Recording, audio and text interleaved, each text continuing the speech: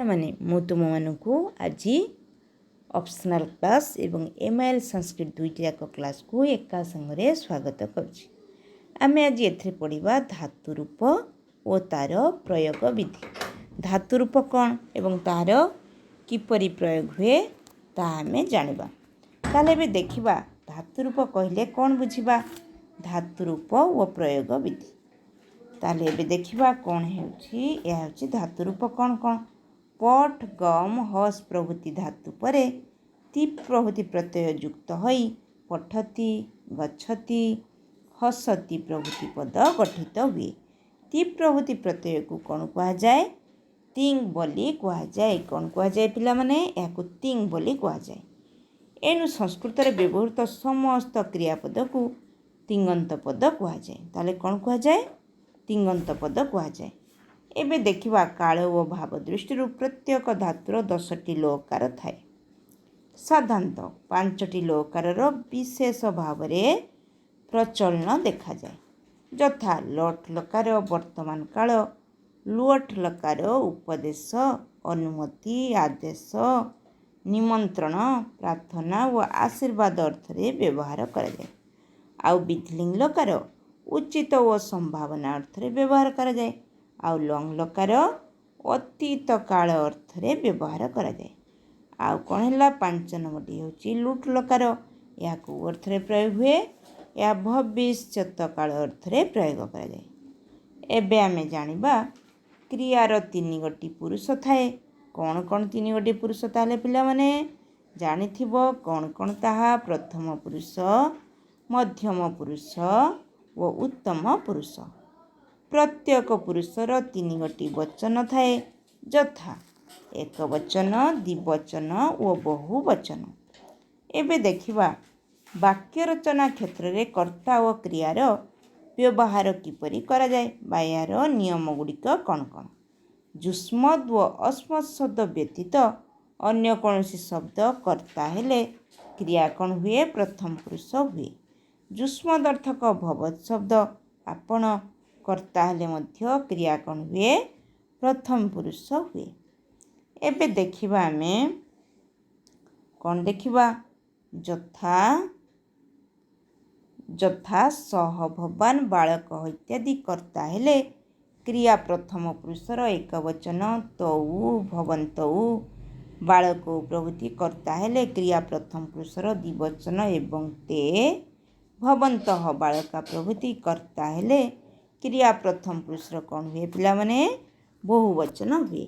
ବାକ୍ୟରେ ଯୁଷ୍ମ ଶବ୍ଦ ତ୍ୱମ୍ ଯୁଗ୍ବାମ୍ ଯୂୟମ୍ କର୍ତ୍ତା ହେଲେ କ୍ରିୟା ମଧ୍ୟମ ପୁରୁଷ ହୁଏ, ଅର୍ଥାତ୍ ତ୍ୱମ୍ କର୍ତ୍ତା ହେଲେ କ୍ରିୟା ମଧ୍ୟମ ପୁରୁଷ ଏକବଚନ, ଯୁଗ୍ବାମ୍ କର୍ତ୍ତା ହେଲେ କ୍ରିୟା ମଧ୍ୟମ ପୁରୁଷର ଦ୍ୱିବଚନ ଓ ଯୂୟମ୍ କର୍ତ୍ତା ହେଲେ କ୍ରିୟା ମଧ୍ୟମ ପୁରୁଷର ବହୁବଚନ ହୁଏ।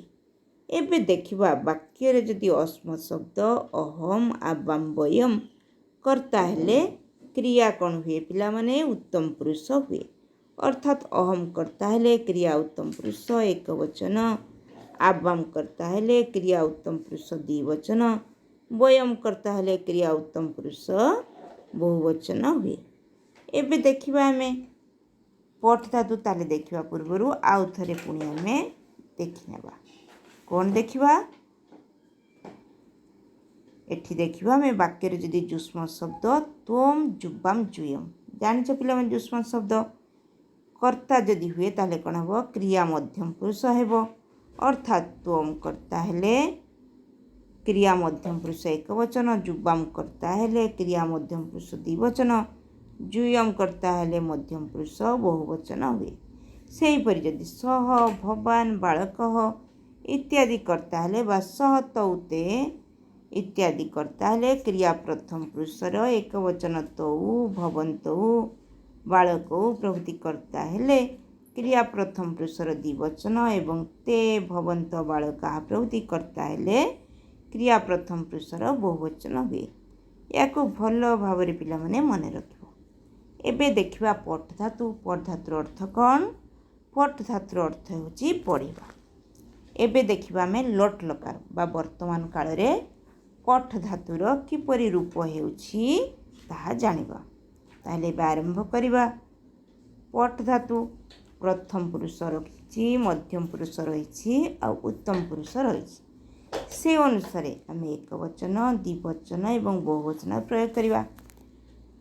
एबे देखिबा एक वचन मान जड़े अर्थ प्रयोग हम द्विवचन दुई दुई अधिक हेले बहुवचन। एबे देखिबा आमे कौन हेब एक वचन रे पठती एक वचन प्रथम पुरुष रे धातु कौन हेब पठती मध्यम पुरुष रे कौन हेब पठसी आ उत्तम पुरुष रे पठामी। हाँ एबे देखिबा हाँ प्रथम पुरुष रे कौन पठती पठतः पठंती हैला ताले प्रथम पुरुष रे कौन हैला एक वचन हैला पठती आउ प्रथम पुरुष रो द्विवचन कौन हेब पठतः आउ बहुवचन कौन हेब पठंती। ताले एक वचन कौन हैला पठती हैला द्विवचन पठतः बहुवचन हेब पठंती आउ मध्यम पुरुष रे से भली कौन हेब पठसी पठथः पठथ उत्तम पुरुष रे पठामी पठाबह पठाम। ताले सहज भाव में आम किपरि मन रखिबा जेतेबेले एक वचन आम देखिबा एक प्रथम पुरुष एक वचन पठती होउची आउ द्विवचन कौन होउची पठतः एठी कौन लगुची विसर्ग लगुची आउ बहुवचन कौन होउची पठंती ताले एटा मन रख। तापर मध्यम पुरुष रे से भली कौन होउची पठसी एठी किछि विसर्ग लागु नाही आउ पठत एठी विसर्ग लगुची मध्यम पुरुष द्विवचन कौन होउची विसर्ग लगुची आउ बहुवचन मध्यम पुरुष बहुवचन पठत एठी विसर्ग लागु नाही। सेही भली उत्तम पुरुष एक वचन पठामी विसर्ग लागु नाही पठाबह एठी विसर्ग लगुची आउ पठाम विसर्ग लगुची।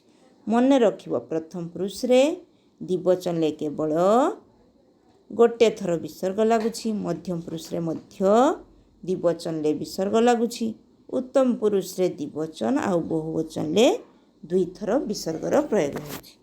एई सब भाव में मन रखिले शीघ्र मन रहिबो। एबे अनुवाद करबा किपरि होउची पिलाटी पढुअछि ताले कोन हेबो पिलाटी हेबो बालकः पढुअछि हेबो पठती पिला दुईटी पढुछंती कोन हेबो बालको पठतः पिला माने पढुअछंती कोन हेबो बालकाः पठंती तुमे पढुअछ त्वं पठसी तुमे दुहे पढुअछ जुवां पठतः तुम्भे माने पढुअछ जुयं पठत मु पढुअछि अहं पठामि आम्भे दुहे पढुअछु आबां पठाबः आम्भे माने पढुअछु वयं पठामः हैला। से भले एबे देखिबा आमे लोट लकार एटा को अर्थ रे प्रयोग हुए पिला माने आदेश प्रभृति अर्थ रे लोट लकार प्रयोग हुए प्रथम पुरुष मध्यम पुरुष उत्तम पुरुष आ एक वचन द्विवचन बहुवचन प्रयोग अनुसार किपरि होउची देखिबा एक वचन ले पठतु पठताम पठन्तु मध्यम पुरुष रे पठ पठतम पठत उत्तम पुरुष रे पठानी पठाब पठाम। सेपरि देखिबा अनुवाद करबा कोन होउची पिलाटी पढु कोन हेबो बालकः पठतु पिला दुईटी पढन्तु बालको पठताम पिला माने पढन्तु बालकाः पठन्तु हैला तुमे पढ त्वं पठ तुमे दुहे पढ़ जुबां पठतम तुम्भे माने पढ़ जुयं पठत मु पढ़े अहम पठानी आम्भे दुहे पढ़ु आबां पठाब आम्भे माने पढ़ु वयं पठाम हैला।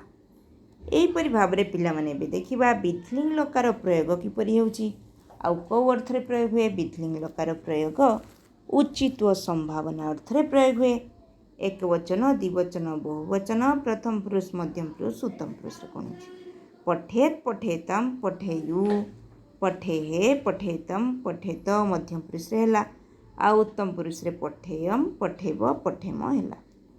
सेहीपरि भाव में पिला माने देखिबा लंग लकार किपरि होउची लंग लकार केवल अतीत काल अर्थ रे प्रयोग हुए प्रथम पुरुष मध्यम पुरुष उत्तम पुरुष एक वचन द्विवचन बहुवचन है अपठत अपठताम अपठन अपठह मध्यम पुरुष रे अपठतम अपठत अपठम अपठाब अपठाम है।